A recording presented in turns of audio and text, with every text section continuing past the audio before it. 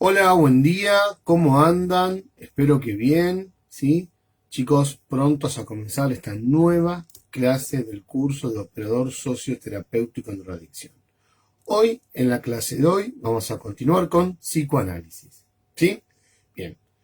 La clase pasada estuvimos reflexionando, trabajando un poco sobre qué era el psicoanálisis, la historia un poco del psicoanálisis, y sobre todo también estuvimos trabajando sobre quién fue Sigmund Freud, desarrollando un poco su vida, cómo fue armonizando estos contenidos que existían y que él fue agregando para armar este cuerpo teórico que hoy conocemos como psicoanálisis.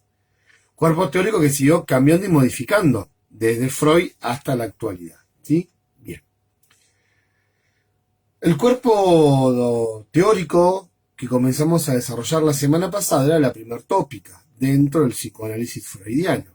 Habíamos dicho que Freud, ¿sí?, en torno al año 1900, comienza a conformar un cuerpo teórico que él denominó primer tópica, que está constituido, o recibe el nombre, mejor dicho, ¿se acuerdan de tópica topológica o de modelo espacial?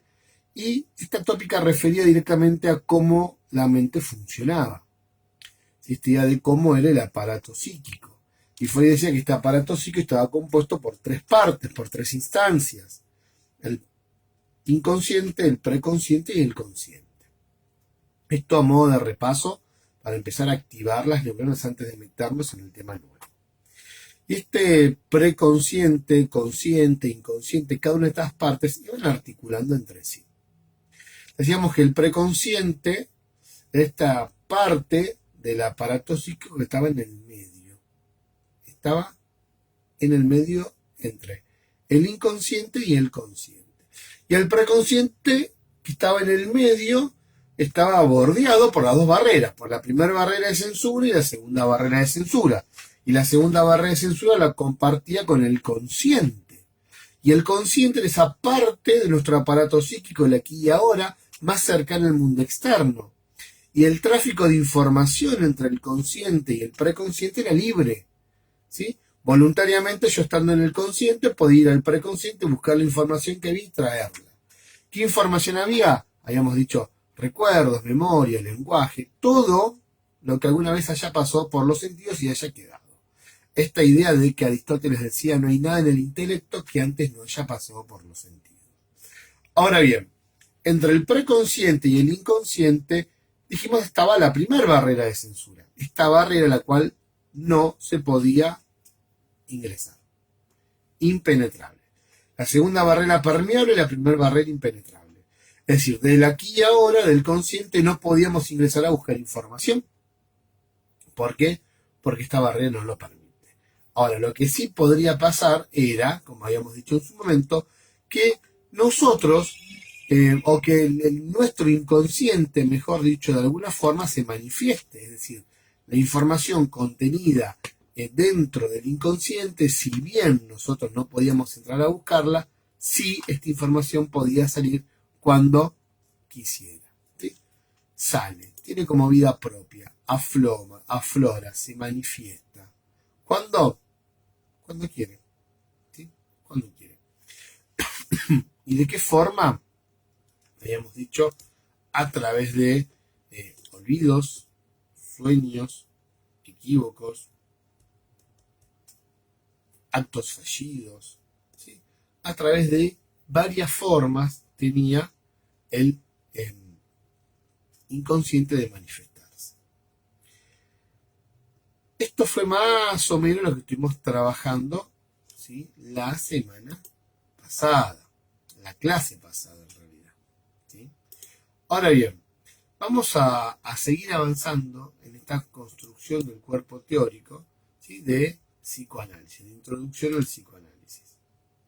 Nosotros ya hemos desarrollado la primera tópica y dijimos que Sigmund Freud había desarrollado un segundo cuerpo teórico, al cual él denominó segunda tópica. Esta segunda tópica tiene un punto de partida, ¿sí? ¿Cuál es el punto de partida de esta segunda tópica? El año 1923. ¿Por qué? Porque en el año 1923 Freud edita, se publica su obra El yo y el ello. Y es entonces que en esta obra Freud expone esta segunda hipótesis, este segundo cuerpo teórico, esta hipótesis estructural acerca del psiquismo, ¿sí?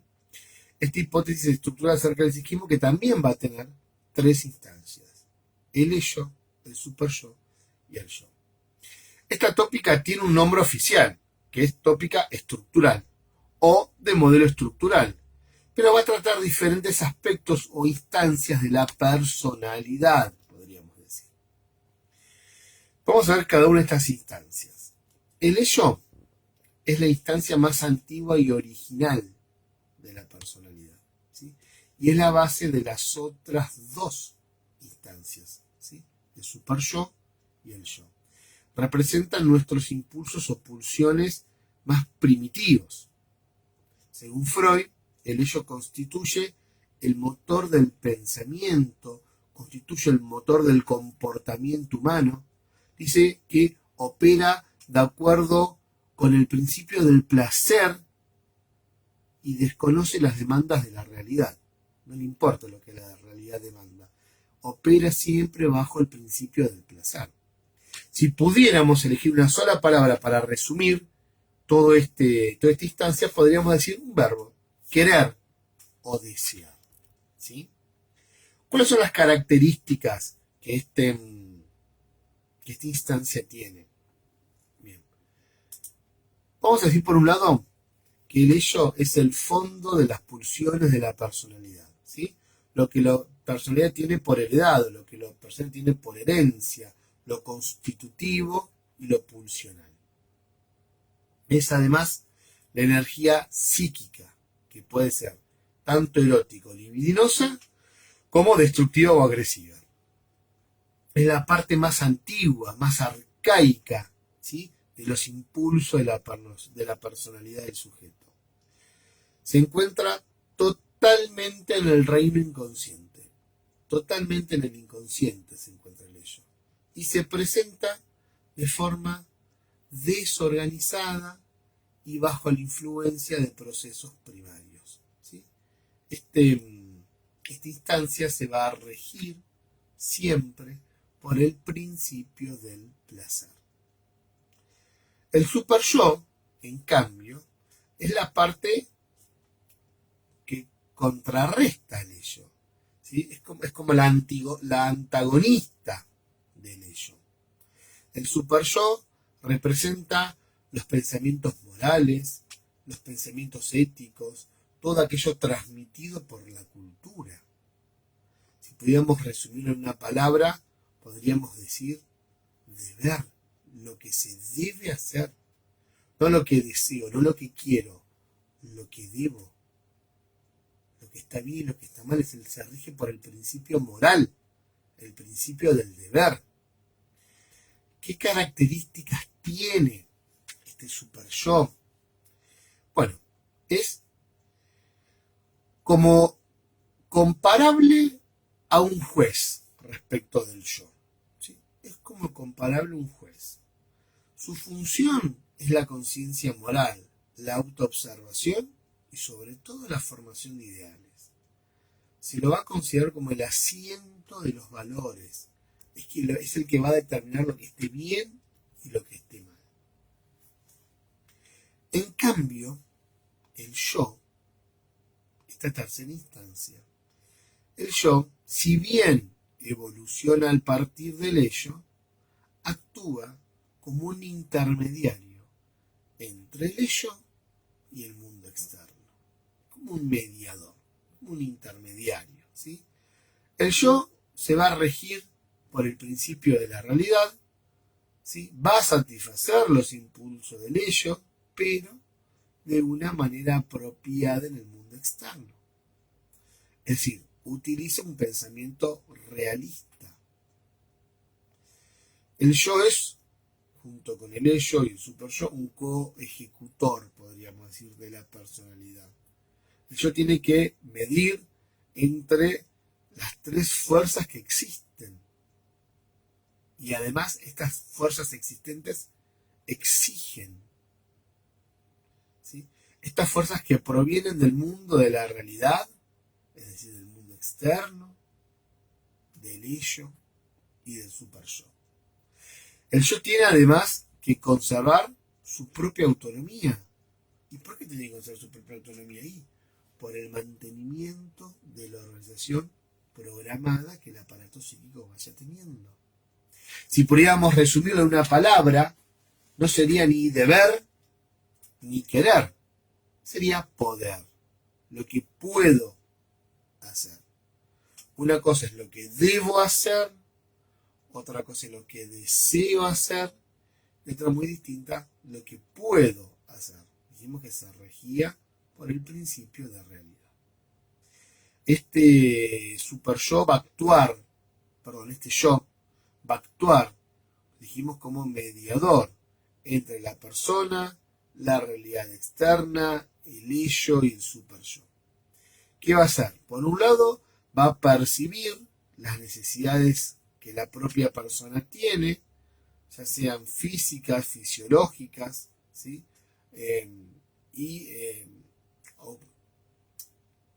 Y va a, quiero decir, estoy trabado, no solo percibe las necesidades propias, estas internas que uno tenga, sino que también va a percibir las cualidades y las actitudes del ambiente. ¿Sí? Entonces, ¿qué hace? Percibe todo esto y lo analiza. ¿Sí? Es esta instancia central o mediadora del aparato psíquico, abierta a la realidad siempre del mundo exterior. ¿Sí? Entonces percibe y resuelve, siempre con los pies en la realidad, lo que puede hacer. ¿Sí? A ver, ¿cómo funciona esta segunda tópica? Como una especie de, si podríamos hacer un dibujito, graficaríamos un sujeto con un angelito acá y un diablito del otro lado. ¿Sí? Alguien que te diga lo que está bien y lo que se debe hacer, y el otro que te dice, haz lo que quieras. Mientras te dé placer es válido. ¿Sí? Las dos instancias. Y uno en el medio, tratando de resolver, de ver qué hace. Vamos a ir a un ejemplo, para que vean cómo esta instancia, estas instancias, esta segunda tópica, están continuamente en uso. Continuamente las usamos, continuamente intervienen, continuamente al momento de tener que tomar una decisión o tener una conducta determinada. Ahí aparecen estas instancias. Yo hace un tiempo atrás fui a comer a un restaurante, salgo en realidad a comer todos los martes con un grupo de amigos, y ese martes, antes de ir al restaurante, me había tocado pasar por la nutricionista. Entonces, después de ver a la nutricionista, fui a comer con los chicos como todos los martes. Llegamos, agarré el menú, lo empecé a leer como siempre, de atrás hacia adelante, elijo el postre y después voy avanzando para terminar con la bebida. Entonces miré la carta, empecé a leer el postre y dije, hoy ceno volcán de chocolate de postre. De plato principal voy a comer matambrito a la pizza con papas fritas. De entrada rabas, me voy a tomar una coca porque tengo sed, pero voy a cenar con vino blanco. En el momento que terminé de hacer mi elección, obviamente asesorado por el ello, por todo esto que me daba placer, una voz en mi interior surgió, este angelito que lo tenía en el otro hombro parado, cual loro de pirata, me dijo, como Pepe Grillo, ¿vieron la conciencia?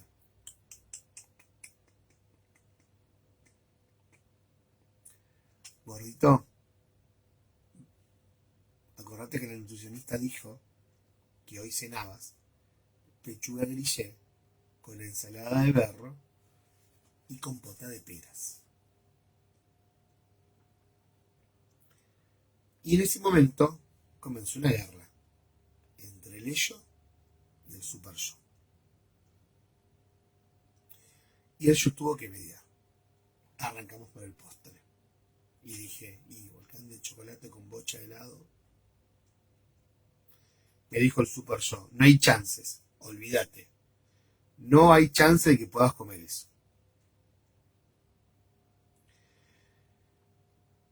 ¿Qué acordé? ¿Qué acordó el yo con el super yo y con el ello? Bueno, ensalada de fruta.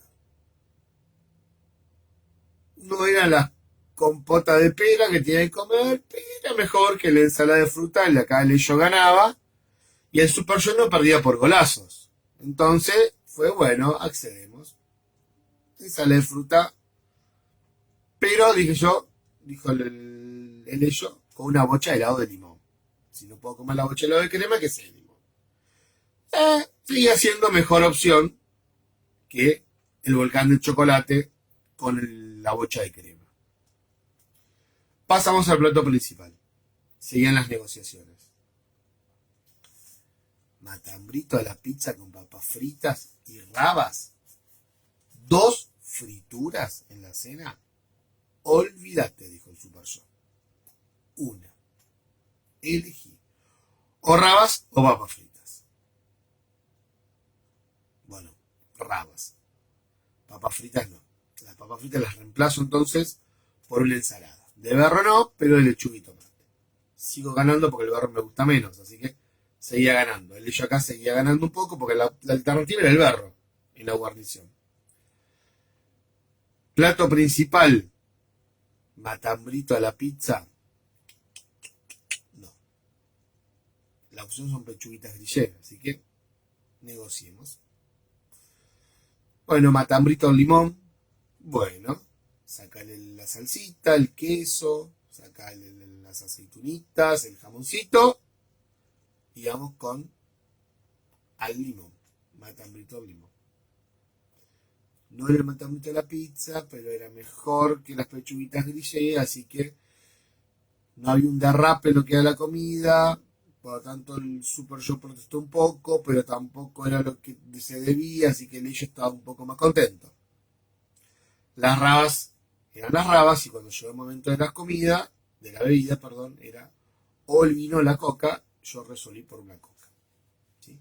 Miren cómo en este ejemplo vemos cómo continuamente el yo está mediando entre estos dos extremos, entre estos dos personajes extremistas, el yo tiene que mediar. ¿Sí? ¿Vieron que hoy en día cuando se hablan de dietas estrictas, se dice que es necesario un permitido en la semana? Justamente por esto, porque el permitido lo que viene a hacer es darle al ello un poco de eso de lo que está reclamando. ¿Sí? Eso es contentar un poco al ello, porque si no, a largo tiempo, estas listas tan estrictas no pueden sostenerse, justamente por esta misma estructura psíquica. ¿Sí? Bueno, hasta que hemos terminado entonces lo que serían las tópicas. Ahora vamos a seguir con nuevos conceptos, ¿sí? Con otros conceptos vinculados al psicoanálisis. Charlaremos un poquito sobre lo que es el desarrollo libidinal, ¿sí? Como último tema de la clase de hoy. Hoy la clase va a ser un poco más cortita en relación a la semana pasada, un poco menos intensa. Esto del psicoanálisis hay que ir tomándolo de a poco, decimos, ¿no? Porque todo junto puede ser, nada, muy violento, no llegamos a tomar todo. Entonces, a veces es mejor por ahí clases más cortitas en estos temas con menos contenidos y no clases muy extensas donde no se terminan del todo de comprender lo que se estuvo trabajando. Es mucha información para procesar en realidad. Bien, vamos a trabajar un poquito con lo que es desarrollo libidinal. Comencemos sencillamente hablando del término pulsión, ¿sí? Este término es muy técnico, muy de la teoría psicoanalítica, ¿sí? Término que nosotros tenemos que conocer. Pero como ya he dicho, vamos a ir abordando estos temas muy por encima, justamente para poder ir entendiendo las cosas, ¿sí? Muy de a poquito. Porque de este curso no salimos psicólogos, no, vamos a ser operadores. Entonces hay determinados contenidos psicoanalíticos que tenemos que conocer, pero que no vamos a trabajar en el plano interpretativo como ya lo hemos dicho. ¿Sí? Por eso decimos que el psicoanálisis, como tal, emplea el término pulsión haciendo referencia a ¿qué? A un impulso, haciendo referencia a ¿qué? A una fuerza, que tiende esta fuerza a la consecución de un fin para el desarrollo de un comportamiento humano. Es decir, que la pulsión es esta fuerza que nos impulsa a hacer algo con un fin específico. ¿Sí? Y esto va a repercutir entonces en el comportamiento de la persona. Una fuerza que nos impulsa a hacer algo concreto, en donde nuestro comportamiento está involucrado. También, si queremos utilizar un lenguaje más técnico todavía y aún, podemos decir que la pulsión es la fuerza derivada de tensiones somáticas en el ser humano y las necesidades de ello. ¿Sí? Repito esta definición. Es una fuerza derivada de tensiones somáticas, es decir, de tensiones que provienen del cuerpo en el ser humano y las necesidades de ello. Esta tensión existente entre mis necesidades y las necesidades que ello tiene. Por lo tanto, las pulsiones se ubican, por un lado, a un nivel somático, es decir, en el cuerpo, y por el otro, a un nivel psíquico, en la mente. Teniendo en cuenta esto, podemos sumar, además, que la pulsión es un impulso, ¿sí? Una fuerza, dijimos, un impulso que se inicia con una excitación corporal en un estado de tensión y cuya finalidad es la superación de dicha tensión. Esta pulsión viene a que estamos en un estado de tensión, surge la pulsión para hacer algo concreto, para de esta manera, cuando consigamos realizar eso concreto que queremos hacer, ¿sí? Superemos ese estado de tensión, eliminemos esa tensión, ¿sí? La satisfacción de esa tensión, ¿sí? Ahora, también dependerá muchas veces de qué tensión estemos hablando, porque dependiendo del tipo de tensión de la que estemos hablando, entonces vamos a hablar del diferente tipo de pulsiones. Y existen dos tipos de pulsiones, la pulsión sexual o pulsión de vida y la pulsión de muerte. La primera, ¿sí? Esta pulsión sexual o de vida la llamamos eros y proviene de la voz griega, eros. Eros, en su terminología, en su etimología, hace referencia al nombre de un dios. ¿El dios de qué? El dios de la atracción sexual, el dios del deseo. En cambio, la pulsión de muerte refiere a otro concepto griego, Tánatos, también el nombre de otro dios. En realidad era un semidios, era Tánatos, era vamos a decir un dios, ¿sí? Tánatos. Y era este dios del inframundo, este dios que llevaba a los sujetos muertos al inframundo, no era el infierno, era el lugar donde la gente moría, ¿sí? Entonces este concepto de Tánatos también proviene del griego. Pero este concepto, como le dije, lejos de referirse a la atracción o al deseo sexual, remite a la muerte. Pero la muerte, no entendía la muerte, chicos, como el infierno, el castigo, no, a la muerte.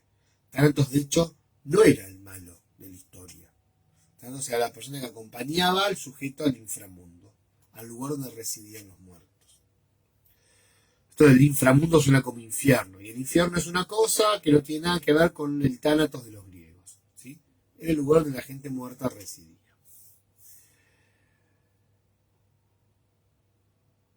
Me quedé pensando, también podemos decir que la libido es una energía pulsional. Ya el tema del término libido lo estuvimos utilizando. La libido es una energía pulsional y puede además presentar diferentes alternativas según a dónde esté dirigida, es decir, si está dirigida a otros o a uno mismo. Y si hablamos de líbido, no podemos dejar de lado lo que Freud llama etapas psicosexuales. Es decir, no pensaba ir por este lado, pero lo tenemos que desarrollar, lo podemos desarrollar acá. Es decir, a medida que los niños van creciendo, sus deseos también crecen. Y estos deseos comienzan a enfocarse en diferentes áreas del cuerpo, en las que comienzan a buscar diferente satisfacción libidinal. Los niños pasan entonces del autoerotismo a la sexualidad reproductora y desarrollan entonces su personalidad de adultos. ¿Cuáles son las etapas psicosexuales? Son 5. En realidad son 4 y un periodo, pero vamos a hablar de 5 etapas. La oral, la anal, la fálica, la latencia, que esta sería el periodo, y la etapa genital.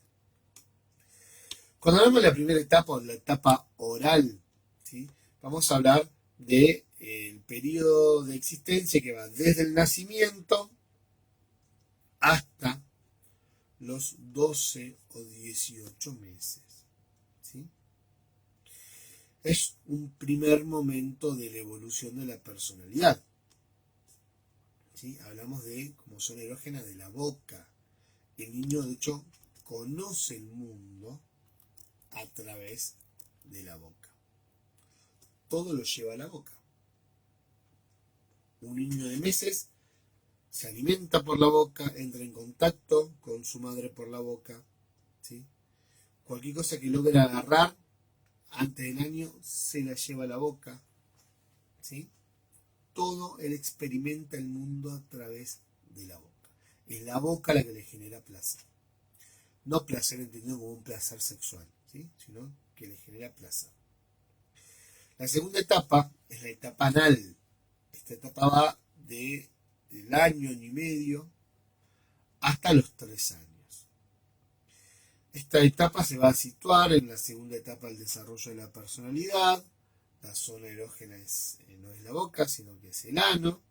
En realidad no tiene que ver tanto como el ano, como la zona erógena, sino es el intento de convertir una actividad involuntaria en voluntaria.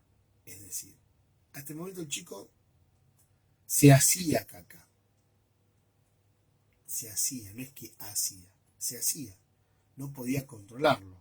En cambio ahora descubre que puede empezar a controlar esto de hacer caca o de hacer pis. Comienza a controlarlo. En esta etapa el niño comienza a adquirir mayor autonomía. Hace cuando quiere, antes se hacía, ahora hace cuando quiere. Comienza a tener mayor libertad. La tercera etapa es la etapa fálica. Acá se va a estructurar o a terminar de estructurar la personalidad. Esta etapa fálica se comienza a dar en torno a los 3 años y se termina a dar alrededor de los 6 años, finalizando entonces de esta manera la primera infancia de Sigmund Freud. En esta etapa hablamos entonces de la resolución del complejo de Edipo. ¿Por qué hablamos de etapa fálica? Justamente porque el niño descubre sus genitales. La zona erógena es el genital, es normal ver a los nenes de 3 o 6 años tocándose, nenes o nenas. ¿Sí? Uno podría decir hasta masturbándose, sí, pero no buscando un deseo sexual, porque no hay deseo sexual. Es una etapa de conocimiento, acá entra en juego el complejo de castración, de por qué el nene tiene pene y la nena no, qué le falta a la nena, porque el nene tiene algo y la nena le está faltando. Según Sigmund Freud, no nos vamos a meter en todos estos complejos que son muy psicoanalíticos, hay varios complejos que se estarían atravesando, no solamente el de Edipo, como les acabo de decir, ¿sí?, el de Electra, hay varios complejos que el niño iría atravesando en esta etapa fálica. La cuarta etapa, como les mencioné, o mal llamada etapa, ¿sí?, es el periodo de latencia. Y este periodo de latencia se da entre los 6 años y la pubertad. ¿Sí? La pubertad / adolescencia. Es decir, entre los 6 años y los 11, 12 años, 13 años, tardíamente, dependiendo siempre de cada sujeto, ¿sí? Como le dije, mal llamada etapa, porque no se la considera una etapa, porque no surge nada nuevo en este periodo. En todas las otras etapas iban surgiendo cositas nuevas, en este periodo no surge nada nuevo.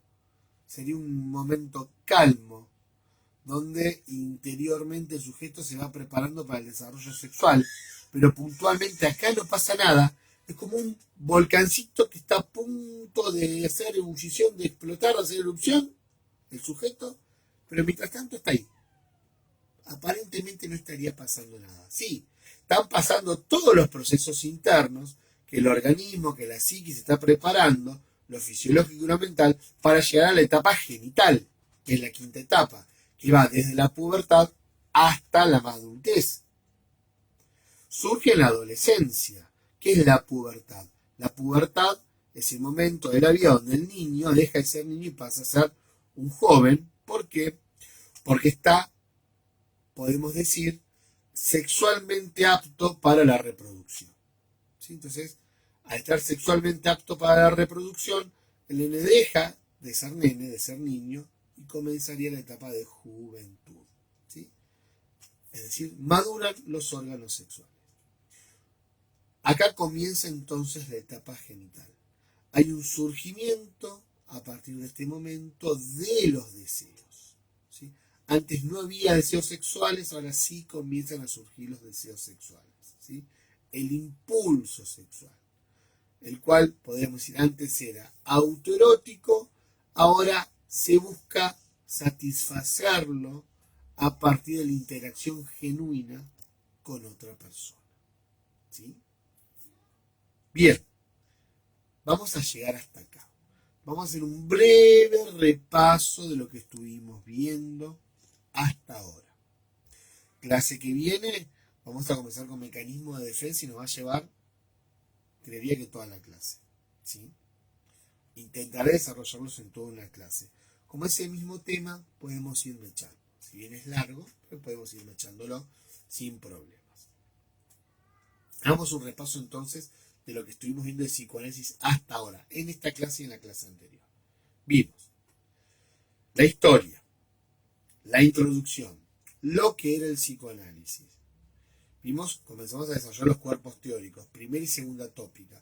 Ese primer cuerpo, ¿sí?, al que llamamos primer tópica, que era el topológico, modelo espacial, que iba a abordar el aparato psíquico, la concepción de la mente, que estaba integrado por el inconsciente, el preconsciente y el consciente. ¿Sí?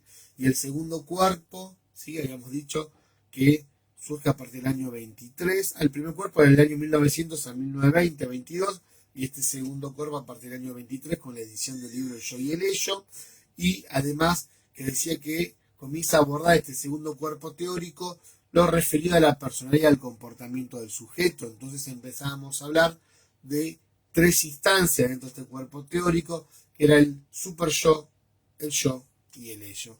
Y vimos cada una de estas características.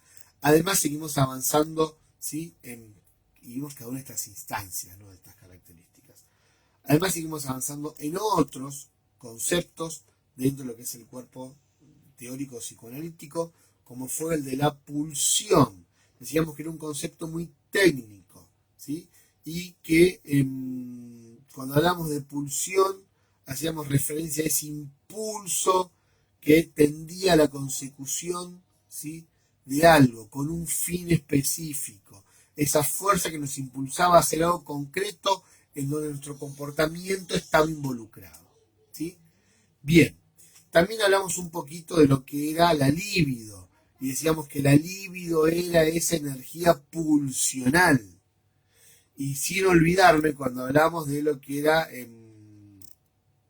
pulsiones, hablamos de la pulsión de muerte y la pulsión de vida. Esta pulsión erótica del eros, ¿sí?, vinculada a esta voz griega que quiere decir atracción sexual y deseo, esta pulsión de vida, y también esta otra pulsión, la de muerte, vinculada al concepto de tánatos, ¿sí?, esto de refería a la muerte. Y por último terminamos entonces desarrollando estas etapas psicosexuales. Y habíamos dicho que a medida que el niño iba creciendo, los deseos también de este niño crecían y comenzaban a enfocarse en diferentes áreas del cuerpo en la que buscaba justamente satisfacer, ¿sí? O buscaba justamente la satisfacción libidinal. Y que entonces comenzamos este niño a ir pasando por diferentes zonas erógenas en cada una de estas etapas, zonas erógenas en cada una de estas etapas, y cada una de estas etapas tenía diferentes zonas erógenas y tenía diferentes necesidades, y yo estoy mostrando un poquito sobre eso hasta recién. ¿Sí? Bien, chicos. Hoy un poquito más corta la clase, ¿sí? Como para ir mechando esto del psicoanálisis. Así que próxima clase continuamos, pero ya más propiamente con lo que son los mecanismos de defensa. Muy buena clase, muy buena jornada. Nos estamos viendo, ¿sí? En la próxima.